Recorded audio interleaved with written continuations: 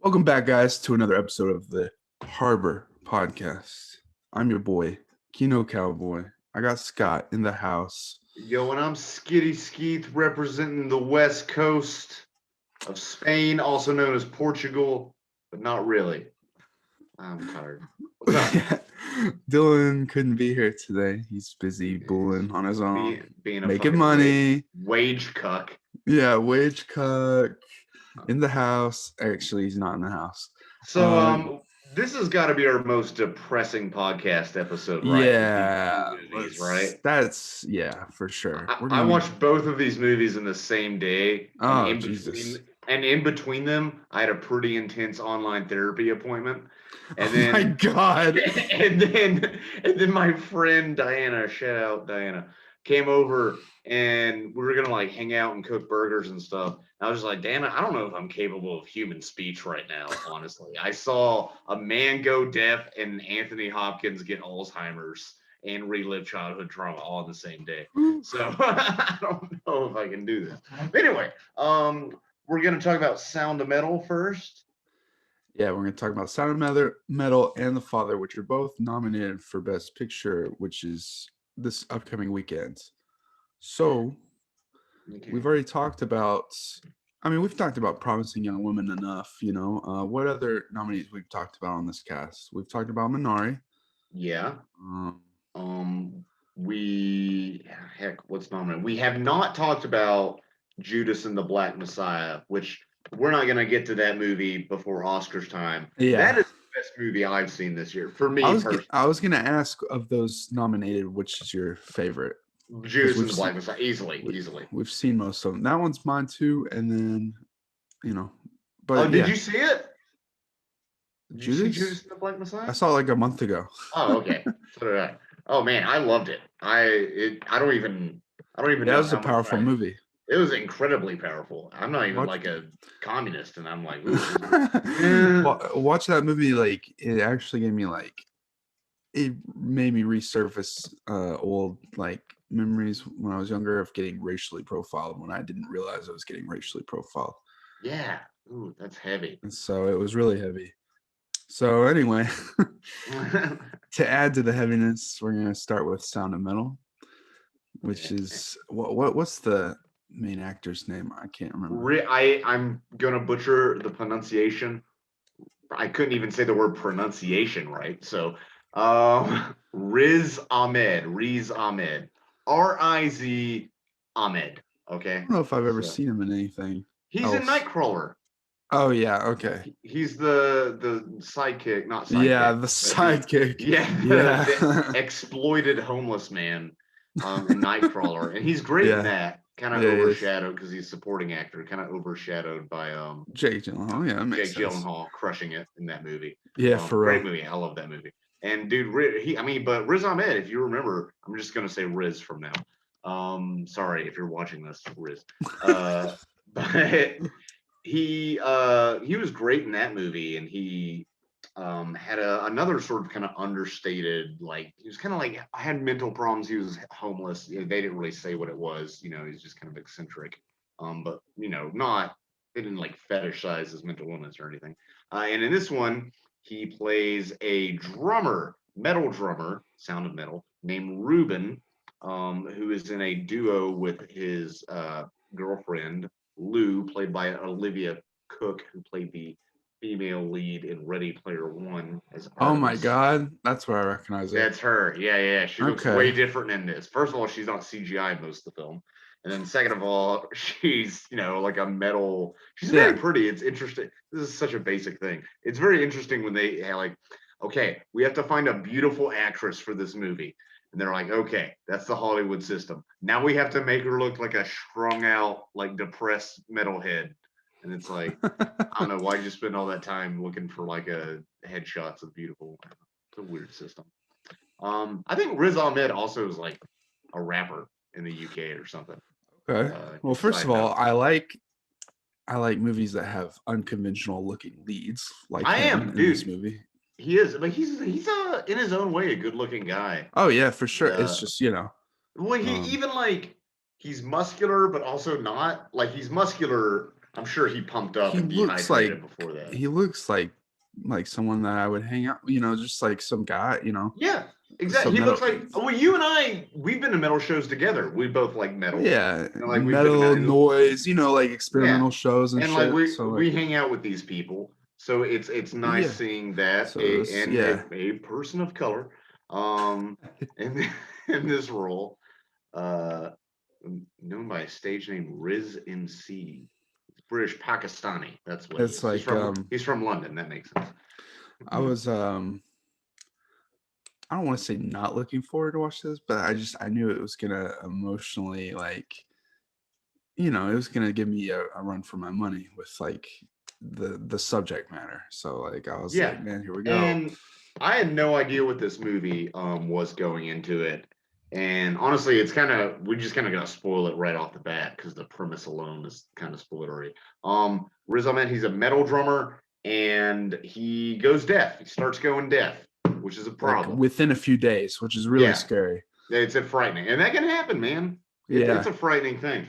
Like when I saw Conan in Memphis, that was the loudest show I've ever seen, and I was like genuinely scared that I was gonna have tinnitus for like the rest of my life. I mean, yeah, you have to. I mean, yeah, Horrifying. no, it absolutely is And horrifying. it's just like I take my five senses for granted, but then I just think of like how like this is like serious, like, oh, Adrian likes movies, but like if I went deaf or blind, I couldn't, do my craft anymore. Yeah, You have to no, rethink a lot of not things. really. I mean, you could kind of, if you lost one or the other, you could kind of do it. But I mean, if you're a musician, you're fucked. That's it. Yeah. Unless you're But Beethoven. it's just like the thought of being able to, put yourself in that position.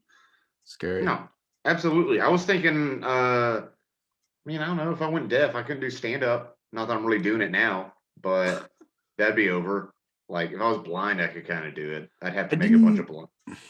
I didn't look any behind the scenes stuff. So did he know uh ASL before doing this movie, or did he have to learn it, or I don't I don't know. know. I mean, I'm assuming a lot of the actors had to learn it.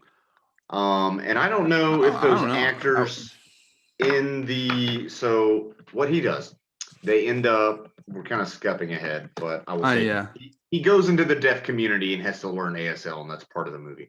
And I do wonder if the other actors in that movie were I feel like ASL. I feel Some of like the side a lot. ones. I feel like a good amount of the side ones are non-actors, just kind of like, Yeah. I don't know, or I, I don't know, but Yeah, a large number of the cast were hired from the deaf community. For yeah, eight, this is from Wikipedia. For 8 months, Ahmed prepared for the film by spending 2 hours a day learning ASL. wow, 2 hours a day in drum sessions, 2 hours a day with a personal trainer, and the remaining with his acting coach. that's Okay. crazy. All for a movie. That's dedication. That's Yeah, beautiful. for like it's In 8 my hours. mind, I was like, in my mind, it was like, okay, let's find a good actor that also knows how to drum to make it easier. But if you want No. to learn, And he really, I mean, there's only a handful of scenes in this movie. There's less drumming in this movie than I thought there would be, mainly because I didn't know it was about him going deaf and not being able to drum, which makes sense. I knew the premise going in, so I had no idea. Literally, all I knew was Riz Ahmed looking ripped and dehydrated on drums. I knew that like yeah, publicity still, and that was the yeah. whole movie to me. It was just like this was it. It was just like okay. Um, And this movie has so some good ass performances. yeah, so he freaks out about not being able to hear, and his girlfriend helps him find this like, I'm not gonna call it a commune, but like it's like this place out kind of in the Yeah, forest. deaf community. Yeah, it's not they're not fucking tripping DMT, like listening to Joe Rogan planning Yeah. Burning Man trips. They're fucking And then doing therapy. it's what's best for him because he kind of just he needs to learn some shit quick and kind of like have some time to accept what's going on. And his girlfriend kind of just fucking dips on him, which is like devastating to watch because he feels so helpless and he can't hear anything. And it's like really fast. Like, okay, this is what's best for you. Like, I'm leaving, I'm going on a plane. Like, he desperately wants to make sure everything's cool with her. But like, and I think about that, if like something happened to me and like my girlfriend was just like, sorry, this is what's gonna happen. See Well, ya. she couldn't because the only reason he's really able to get into this community is the sponsorship of a church. There's a religious element to this. They don't force it down your throats, but the guy who leads it, Yeah. great performance from, what is the actor's name? Kind of overlooked performance, because I feel like Yeah, he's everybody's talking great. about Riz Ahmed, but like just because he has a much smaller role, Paul Raci, RACI. Um, Uh, he I'm well, never he never plays good with the names. yeah, he plays the leader of this deaf community, and he talks and he reads lips in the movie, so he's not signing the whole time. But he went deaf in Vietnam. He has a ponytail. Is one of those, and Yeah.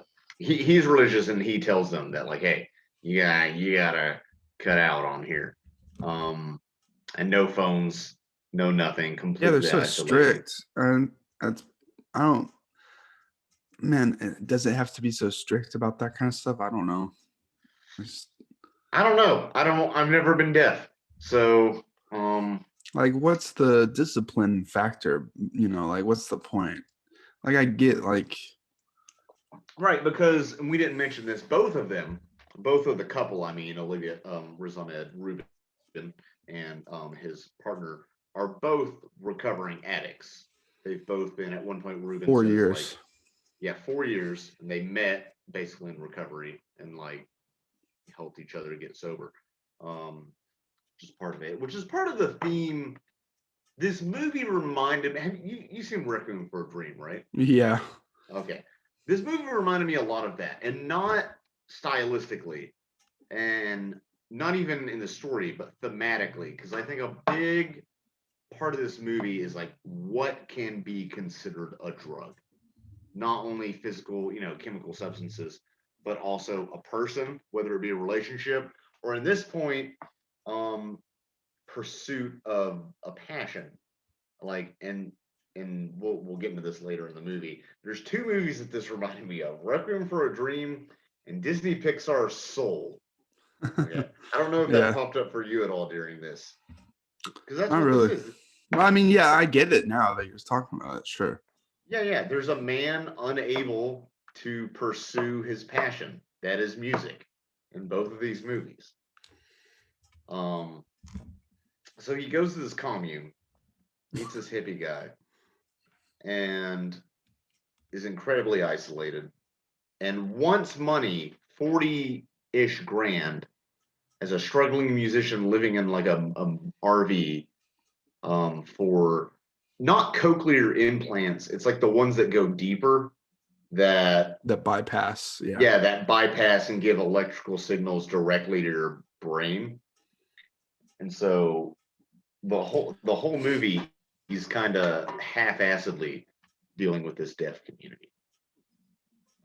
But he gets way more into it. It's nice. Yeah, he He gets way more into it. he finds kind of like a little calling at a local school with like a deaf classroom, and like hangs out there and like starts learning basics, and then he starts showing kids different stuff. It's like really nice. Yeah, it is nice. He teaches them how to drum. It weirdly, this is gonna sound odd, but in the again, this is a timely COVID movie, whether or not it wanted to be, because it's about isolation and finding community. And Yeah. like, I was weirdly envious. I was strangely envious of him finding that community, if that made any sense.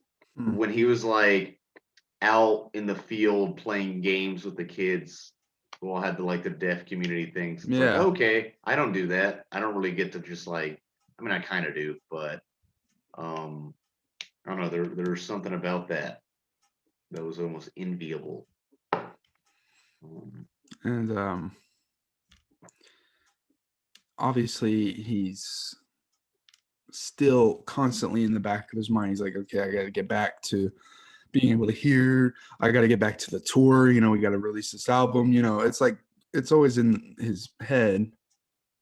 and he's desperately trying to, get back to that point, which he's kind of in denial about being achievable. Oh, he's completely in denial. Yeah. In denial. Because he thinks if he gets these implants, everything's gonna go back to normal. Yeah. Because you can tell this guy he's not dumb, but he's certainly not educated. We actually don't get a lot about his background, do we? We know he was a drug addict. We don't really need, like, there's enough. No, you don't. There's enough. To where, yeah. I like the color palette. It's just different enough to where it was like refreshing. It fit the mood of the movie to me. It did. What do you mean it was just different enough? What about it specifically? Like it was fairly subdued, but I felt like it was variegated at the same time. I don't know. I don't know. I just sometimes these movies try to be like too dreary looking because they want to reflect how like somber or sad the situation is, but this was like, I don't know, it didn't. Well, I think it's worth saying tonally this movie is not dreary for dreary sake. Not at all. It's devastating, but spoilers, it ends up very like uplifting, Yeah, not I wouldn't even say that uplifting, but uplifting no, just enough. Like enough, accepting in like a very beautiful way. Right. Because he, I don't know. I mean, we can go directly to him getting the implants if you want. Like, I don't know what else. Well, first, let's talk, and you know more about the technical aspect than me. Let's talk about the sound design in this movie. Oh yeah, good point. Because there were a few scenes when I was watching it that I straight up muted my TV just to like see what it was like, because like you're constantly hearing the birds chirping and like things outside and stuff, and I was like, he's not hearing any of this, so I wanted to see for myself, and I muted it in a few places. It was an interesting watch. I wouldn't even mind watching the movie again with it completely muted until he gets his hearing back with the implants. Yeah, it's just it was interesting to me.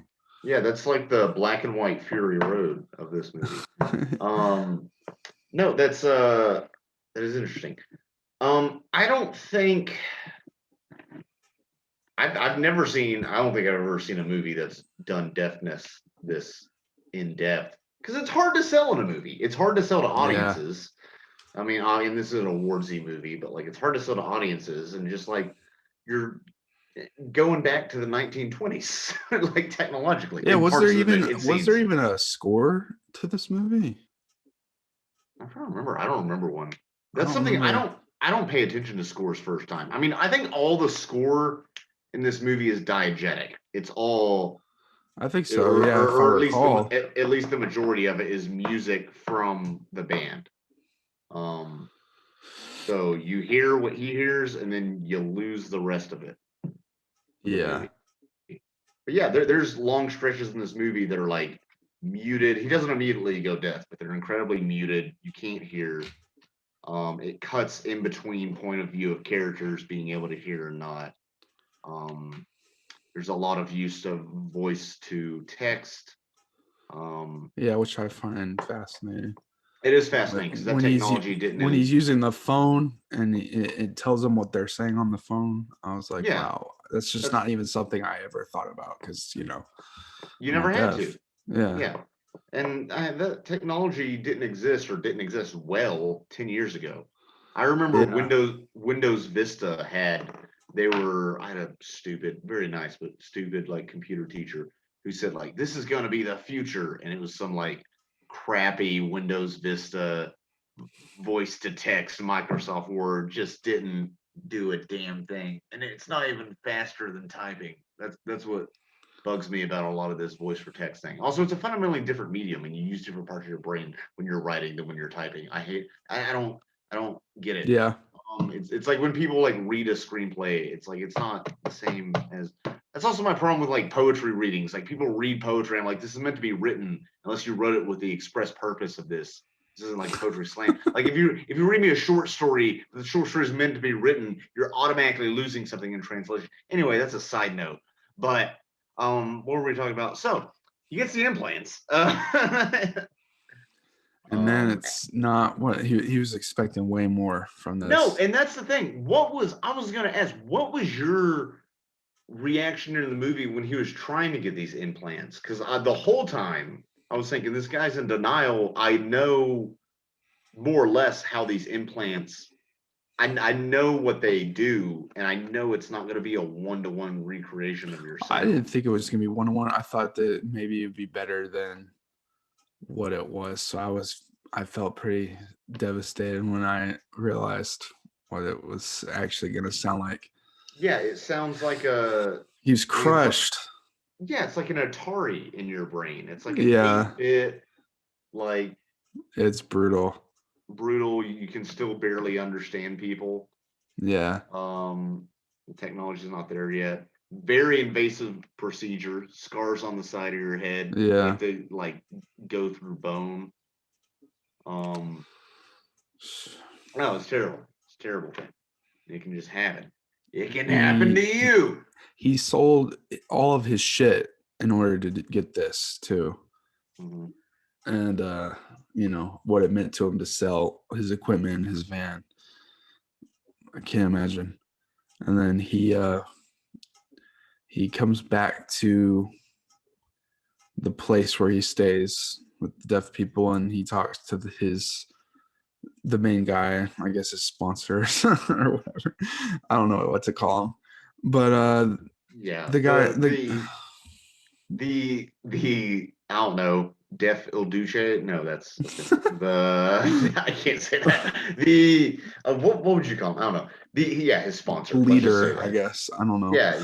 But and the leader is like, look, man, we're not trying to cure deafness. We don't see it as a disability. You know, that's not how we do things here. And basically, you doing this is like, it's unacceptable for like the way we do things. So you're gonna have to get out, basically, which is like, damn.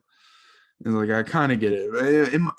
At the time I was watching, I was like, okay, asshole, this guy's just trying to get back to normal. But then I was like, damn, I feel like shit saying that. Yeah. And so, you know, I'm sure he felt the exact same way. Well, here's what I was getting at thematically, because I wanted to talk about this scene, because I think this scene is at one point he says because he's asked for money to buy his RV back, because he makes this deal with the guys. He's like, he wanted it to just be like a quick thing. And the Paul, I believe his name, no, Joe, Paul is the actor. Joe says, because he's begging in this performance, it's very heartfelt, but pretty subdued at the same time. He doesn't really play it big in a lot of the only scenes he really plays it big are when he's like losing his hearing at the very beginning and he's freaking the fuck out, which is what you would do. But his sponsor, as we say, says, from where I'm sitting, you look like an addict. You sound like an addict. Yeah. Which I feel like, I mean, it's one of those things, like, how much does your pursuit of your craft or your pursuit of a perfect relationship, or he's not really into material things, but even that, like, at what point does that become a disease? And he says, there's also part of the movie where basically he wants his sponsor wants Ruben to do kind of a mindfulness practice and just journal, just do nothing else and just journal. And at first Ruben is unable to, and then he's able to do it. But there's a line in this movie, whether you're religious or not, where Joe, the sponsor, says, like, that stillness when you're journaling or when you're just sitting and thinking is the closest I've found to the kingdom of God. Where he says, like, that is the kingdom of God. You know, thematically, that's the crux of the movie. It's just this constant, even though they're living a very bohemian lifestyle, there's still a constant. I mean, they're living in a fucking RV Which is why I hate it when people romanticize van life or RV life. I'm not knocking people who do it or want to do it for just like a portion of their life.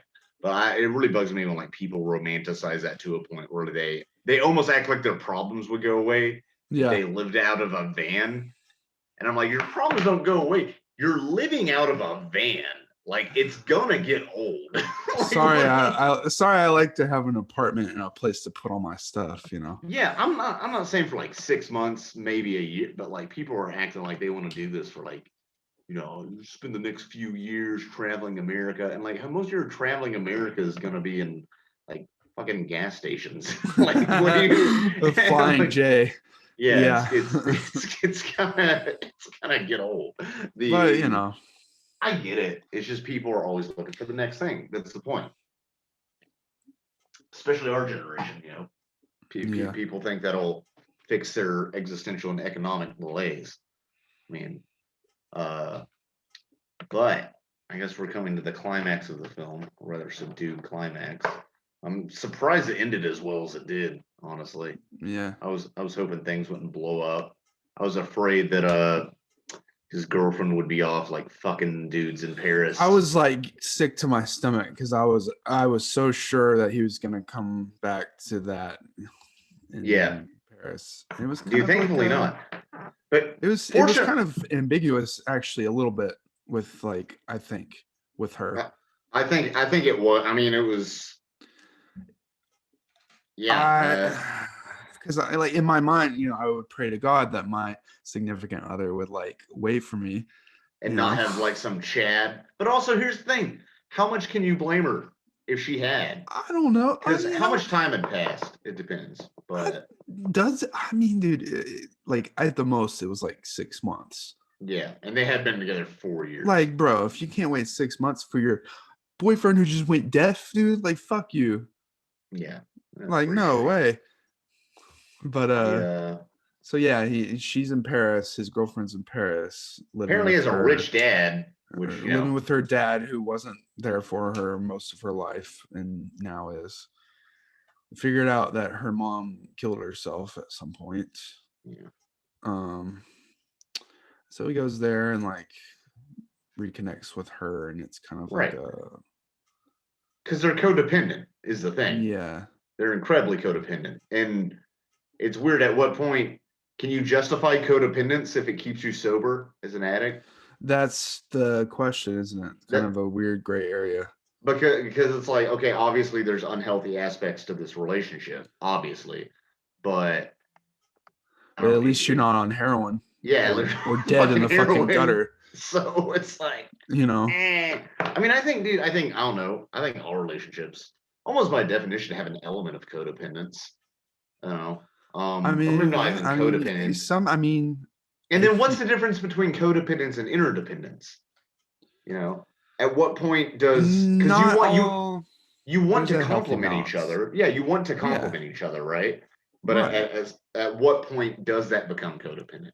At what point does the pursuit of a passion become pathological? Right? Because I've seen that. It's also not good for creativity. I'll tell you that much. Been fucking there. I did identify with this movie in a lot of ways, despite having never done heroin and definitely having never been deaf.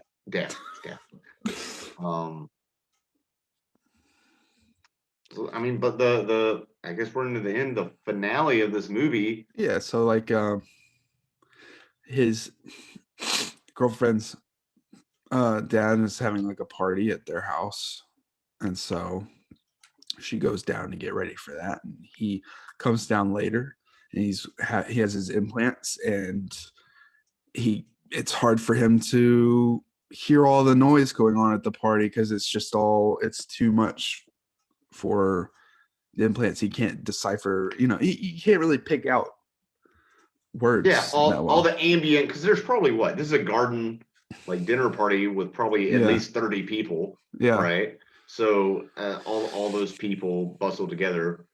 I think a lot of them are speaking French. So it's not like he can stand in a circle with all these people talking around him and like even participate in the conversation, really. So he Yeah. just kind of has to go away and smoke a cigarette, and it sucks, but like that's just how it is. Um, He and can't he can't really even appreciate or hear her sing because her dad starts playing the piano and she starts yeah, singing in francais, and he can't do it. And then that morning he leaves and does basically the only logical thing for his character arc if you don't want it to make it a fucking incredibly depressing movie and only a very depressing movie. He removes his implants. And that's literally the last shot of the movie. He removes it. it just sits in silence. It's very peaceful, and you can tell, he's It is. starting to understand. And this movie made me kind of weirdly. This is gonna sound terrible. There's almost not an envy. There is a desire to understand, or almost like a wish to experience like what that would be like. Yeah, What would happen if I could just like turn off my hearing, not just have headphones in, but really just sit in stillness. And how do you achieve that? kind of frightening to me, but Kind of frightening. Not as frightening as our next movie. If you thought that was fun, Jesus fucking Christ. Do you have aging parents? I have aging parents. My dad is in his 60s now. It's The Father with Anthony Hopkins, and who gives a fuck who else? It's Anthony Hopkins acting his ass off and crushing it. It's honestly incredible. It is, and again, he plays it small most of the time because he's been in the game. He knows what to do. Shit. You know him. Yeah. He's Hannibal Lecter. Anthony Hopkins gets Alzheimer's. That's the movie. That's the synopsis. That's it. That's it. The whole movie you watching a man slide deeper and deeper into dementia. It's fucking scary. Yes, it's terrifying. And I want to tell the audience that I knew a family member personally going through the same thing. So this movie affected me heavily. And when I watched it, I was unsure if I could even finish it, but I did. And now I've had a few days to like adjust. Because at first I was unsure if I could even talk about it on the podcast. That's how personal this movie was to me and how like devastating. I think it's very beautiful, but very like scary. And I almost want to recommend it to my mom, but it might be too much for her to deal with. I don't know. Yeah. Scary. Is it your aunt? Is it her sister? No, it's my grandfather who passed 2 months ago. Okay. And so it's hitting pretty fucking hard. Yeah. And we might as well just quickly say that it's pretty similar to I'm thinking of ending things. Yeah. I would say I wouldn't say they're like, I would say they're good companion piece like films. I don't think it's nothing you have to like, it's not a contest, in this style. No. And they're completely different styles because this one's based on a stage play, and the stage play was written by the same guy who directed it. Which again, I had no idea this movie was about. I actually, the only reason I knew this movie was about Alzheimer's is I accidentally saw a post on Patrician Film Posting on Facebook. Oh well, I saw the trailer and when I was at the movies, so I knew what it was. But I do real quick. I don't want to open any old wounds. Would you say this movie's fairly accurate to from what I've observed, yeah. Obviously, this is a pretty extreme case in the movie. Yeah, it is pretty extreme. Yeah. For my grandpa, it was over like years. Yeah. I mean, obviously, this movie has non-linear aspects, so it's hard to tell how long it's been going on. But he never forgot me or my family. He always knew who we were when we came in, so like that was at least something. Yeah. He would forget certain people, but obviously they didn't mean jack shit to him. But it was like, yeah. So it was pretty spot on in a lot of ways. That's good. except he was never like a dick to anybody, so that's Yeah, good. I feel like part of the reason I feel like he was kind of a dick anyway, in the Yeah, way it that just old men came out. are. Yeah, Yeah. it just came out, and that does happen. I have a distant family member who I've never met and can't remember her name. Like one of my like in-laws, fucking not in-laws, but like when like the distant relative of one of those relatives I only see on Thanksgiving, but they'll like fucking had to go in the home because they would just like curse and like talk about sex, like an old woman just like Yeah. yelling, like going crazy. It's like the kids can't see them. Um, the I don't even know if I should be saying that on the podcast, but we did. But my point is, it can be very extreme. This is somewhere in between that. I Yes, do feel for like Anthony sure. Hopkins' character, named Anthony, surprisingly enough, um, Yeah. yeah, I feel like he was just kind of an old dickish old man, and it just came out during this episode. Olivia Cole, Basically, yeah, go yeah. ahead. No, I, I was just going into the premise. yeah, go ahead. Basically, like his daughter is trying to move to Paris because she's been divorced now for some time and she's ready to move on, do different stuff. But she can't get any caregivers to stay because he's being a fuck, and he doesn't understand. He's starting to understand less and less. And so he gets confused or he doesn't like them. And so he says things he's not supposed to. And so like it gets so bad that she has to move him into her own flats and doesn't doesn't get to go on vacation, doesn't get to do this and that, and he gets confused. And the way they portray Alzheimer's in this movie is so good. And like, like switching actors out and stuff Yeah, which is when a he very does it. stage. That's a very stage play Yeah, thing to it do, is, isn't it? and And that makes it sense worked. now that it was based off a stage play. Yeah, because I just knew that just because it says it. That I noticed it in like the opening credits. Yeah. It's like based on the directed by this guy, directed Yeah. by the stage play by the same guy, which is why it's single locations in the apartment. Yeah, it makes Um, sense. no, like they switch actors. He's like, "Who are you?" And it's like, "I'm your daughter." Like, "You're not my daughter." And it's like, Jesus fucking Christ. Almost like haunting to me because like it Incredibly just haunting. No, it was oof. haunting to me, and I've Yeah. never, I've had grandparents. Not all my grandparents are still alive. I've had grandparents who were like, they've gotten older and their memory's been hurt, but nothing, like it happens, Yeah. but nothing to this extreme, which is insane. Because his daughter's played by Olivia Colman, who I know her from the British sitcom Peep Show, which is the point of view. Everything's almost like first person, better than it sounds. It's not gimmicky. It's actually good writing. But Yeah. she won an Oscar playing Queen Anne in The Favorite in 2018. Oh, okay. Yeah. So we got some powerhouses in this. And then I don't know any of the other actors. I'm not 100%. One of them, the Oh, Imogen Poots, she's in this. oh yeah, yeah, she's very cute, but that doesn't matter. Um, what's the dude from Sherlock? He's Anthony Hopkins, one of the nurses at the hospital. He mistakes him for her husband or like past husband. Yeah. I can't I think remember. I think it's like Mark or something like Mark. right. Or, Yeah, Mark Gatiss, yeah, that guy. Yeah. something.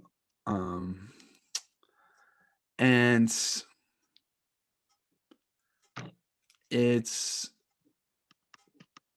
even though I don't know, it's just, it might seem kind of like hard to understand for someone who's not used to this kind of like storytelling. I would That's say why that. that's why I'm like wondering if my mom would like it or not. Because to me, it was like I know exactly what's going on, because it's just, I don't know. There's Well, what some people can just not handle nonlinear I know. storytelling. It's infuriating, but let's not talk about the plebes right now. No, I'm The just saying, No, like, I know. Well, it's even something like Pulp Fiction, which is not even that nonlinear. They just kind of yeah, move like the third act to the middle, you know.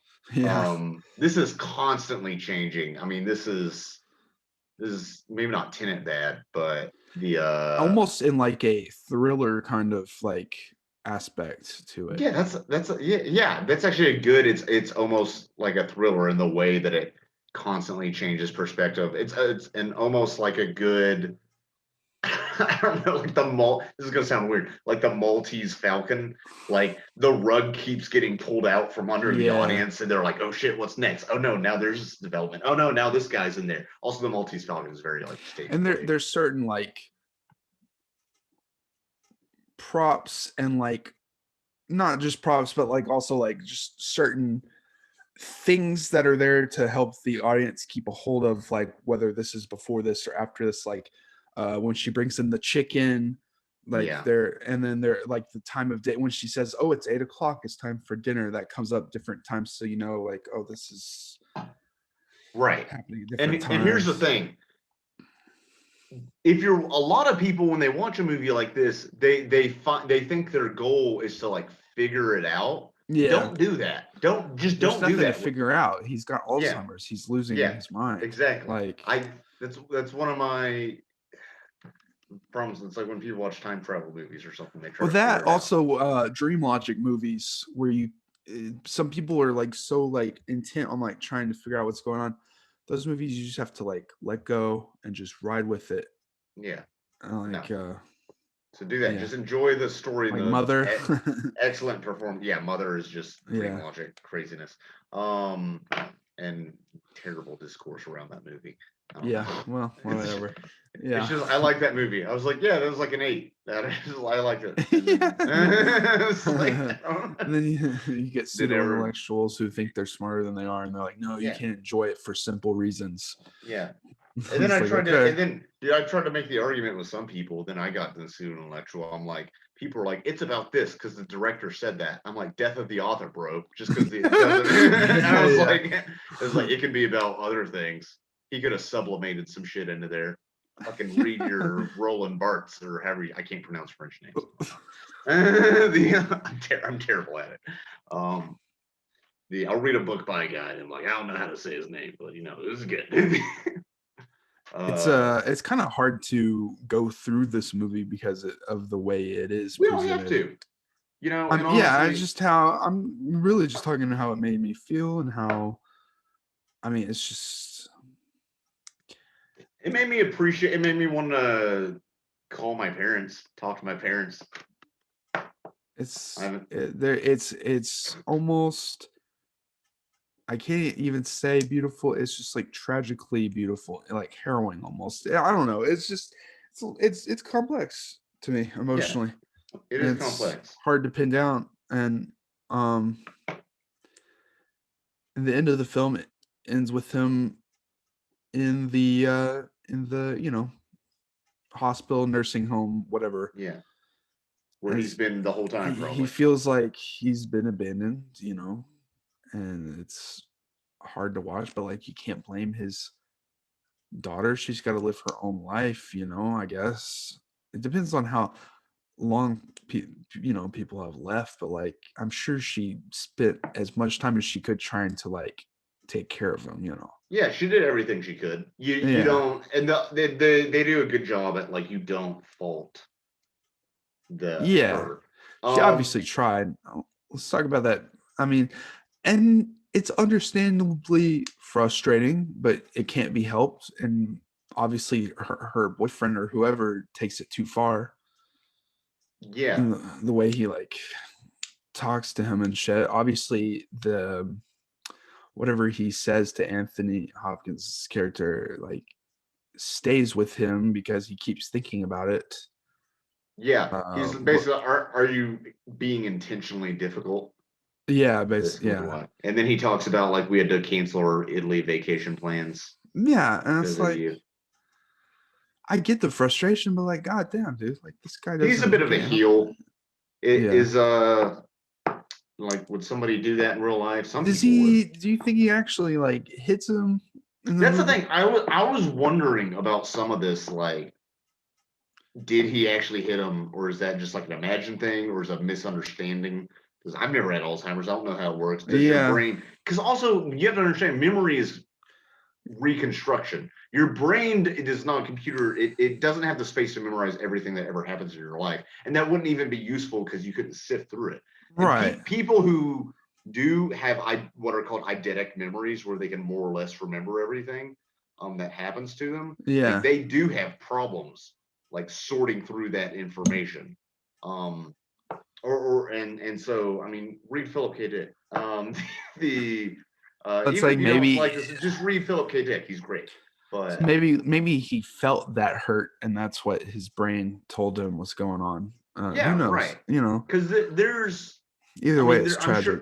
I'm sure there's stuff from your early childhood, especially like 5 and under, where you have images, but you don't know how many of those images you remember or reconstructions based on either like photographs Yeah. or like things people have told you or just information you have, Right. and then that fades as you grow older. Um, so this It's is a complex crazy. movie. I will ask you, yeah, memory is a hell of a thing. Yeah, this movie. This makes me want to do everything in my power to make sure I do not get Alzheimer's growing up. Yeah. Or do And a lot of drugs and don't live old enough to get Alzheimer's. It's another option you have. oh, great, yeah. After seeing these movies, I just want to stay indoors and drink matcha tea and not listen to music and just. I do like yeah. I should. I It's kind of the two options you have. You the just next stay thing indoors. the next film I want to watch needs to be more like less, intense on my brain. Yeah, yeah. You can. Because I don't know. the way the film ends is perfect too. The way the camera just goes over to the area outside and it just stays on the breeze and the trees and stuff, very elemental, beautiful, like end of Yeah, life, twilight of your years kind of like of symbolic course. shit. It's just very And peaceful and there's nothing, it's unavoidable. because he basically the end of his life he relives. That's the thing. You learn over and over again that you have Alzheimer's sometimes in some patients. Shit. You're like, oh shit, I have a moment of clarity. I realize that I'm fucked. And now I'm Yeah. crying. And then I'm fine 10 minutes later. And then the next day it happens again. And then my Yeah. family has to see me deal with that over and over. Would you Brutal. say very quickly, I'm not going to ask you to rate which one is better because they're just very different films. I might have preferred sorry to bother, or not sorry to bother you, Jesus. I love that movie, but I'm thinking of anything. I don't know why I get those titles confused for some reason. But Sound of Music. I don't know. I Sound feel of like Metal. I feel like this movie is almost more accessible, at least even aesthetically, because I feel like there is this dreaminess Sure. and randomness in. I'm thinking of any things that might even be even more warding off to the casual viewer. Oh yeah. Yeah. I almost wonder if the Academy, because we had talked about before I saw this movie in one of our podcasts, we felt, I think all of us, or at least me and Dylan, felt like I'm thinking of anything's had been snubbed for an Oscar. But I almost thought maybe the Academy was like, we don't need 2 Alzheimer movies on the same Yeah, Best maybe. Picture bill. I don't know. I It's feel like very they would easily be filtered by I'm thinking of ending things. So I don't know. through the But Academy. yeah, for sure. Most of them don't Yeah, even watch the movies anyway. they don't. And I think most of them are, and this is fine, but like, isn't the majority actors? Like, isn't that the biggest section of I voters? don't really I watch the Oscars now because it's something to do, but I'm I'm not not. I I'm can't. not I'm not invested in it like I was in high school when I was No. very, like Nolan diehard, Fincher diehard, IMDb top 250 Adrian, Well, yeah, I've you're a grown. high school student, of Yeah. course. Your But awards are bullshit. But I mean, they just are. I mean, they're bullshit unless they give one to me, then Dude, it's cool. yeah, exactly. Jerry Seinfeld, as much of an ass and kind of pedophile as he is, he has a great bit on awards where he's like, awards are stupid, and I know because I've already won them all. Which is a very Jerry Seinfeld line, but funny. Yeah. And he can say that. Uh, but dude, the whole Hollywood system, god damn it, why does it Fuck. exist? Why do Needs to why be do we fucking it burned down from the dismantle? inside. Yeah, Yeah, dismantle. Yeah, it really does. really does. And just I think about it a lot, the idea that like certain types of art or like I don't know, even art in certain cities matters more than others. I think about it here when I'm like, I mean, there's obviously like comics in Spain that you've never heard of because you don't speak Spanish. But I'm like, hold on. Like, we act like New York and LA are these big cultural centers, but fucking why does a comic telling jokes to a fucking audience of 200 people in this city matter more than a comic telling an jokes to an audience of 200 people in this other city? Right. It's the same. It's the same fucking thing. They're just not doing it in this like weirdly fetishized American culture. Anyway, I don't know how we got onto this topic, but We were talking burn about down the how Hollywood elites, fuck the libs. we were trying to like see which one we like better, the father or the thinking of anything. I But probably that's just slightly per certain. They're two very different films. I would say I'm thinking of anything is definitely more cerebral, and this is more just emotional gut punch. I don't really feel like comparing them. No, But I no. will say it's amazing to me that we've reached a place with technology that with digital filmmaking that even like just a drama like this, like a minimal location drama like this can look so good with its just camera quality and like everything like that. It does. It's getting close, man. Like I know, man. I'm sure Tarantino's watching this and he's gonna be mad. But like, we're getting really close with digital technology. Yeah, Is to getting it's to like film everything quality. looks like an art movie now. It's crazy. It is. It's insane. And I mean, even honestly, like a lot of it with film and digital, it's not even one's better than the other. It's just different. It's Yeah, I mean, sure. you could argue. I mean, obviously, if you have like your big 70 millimeter film, that's higher quality. But like, a lot of it's just like, okay, what kind of shadowing do you want? What kind of lighting do you want? And honestly, Yeah. the sort of more washed. It wasn't even that washed out. It was stylistic. So a lot of white light sort of thing. This isn't a very shadow movie. It's mostly an apartment. Like it works for this movie. You know, sort of Yeah. digital filmmaking. Um, well, I think that about covered. Do you have any final words on these two films? Final words. Heavy shit. I enjoyed them. Heavy shit. The I'm gonna see who wins the Oscar this weekend. I guess whatever. yeah.